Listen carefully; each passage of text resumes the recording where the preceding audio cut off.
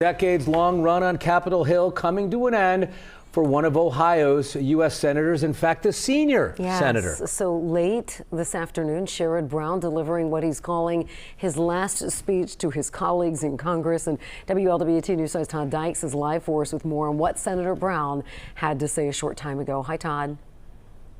Hi, Sheree and Mike. You know, having to say goodbye to a political office is unfamiliar ground for Senator Sherrod Brown. Less than 2 hours ago, he used his time on the Senate floor to lift up workers and blast what Brown calls corporate greed.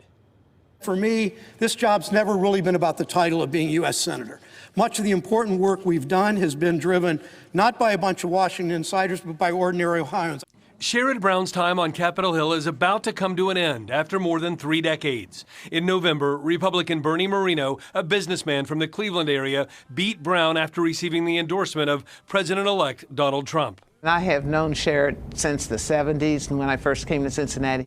Hamilton County Democratic Party Chair Gwen McFarland calls Brown, who was born in Mansfield, one of a kind. He's always been concerned and will continue to be for working families. He's a rarity.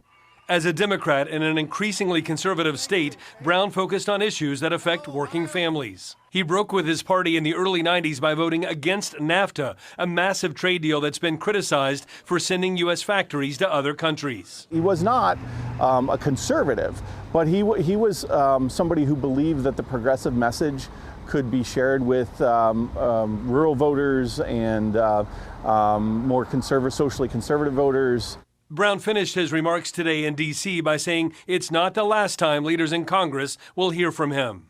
He's certainly dangling the possibility that there will be a Sherrod Brown, part 2 in the U.S. Senate. While the Democrats have taken an awful lot of beatings in Ohio, he still stands strongest among them.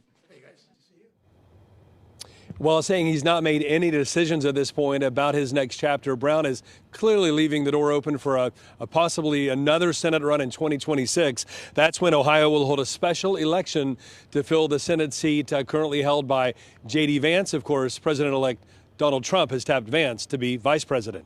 For now, reporting live tonight, Todd Dykes, WLWT News 5.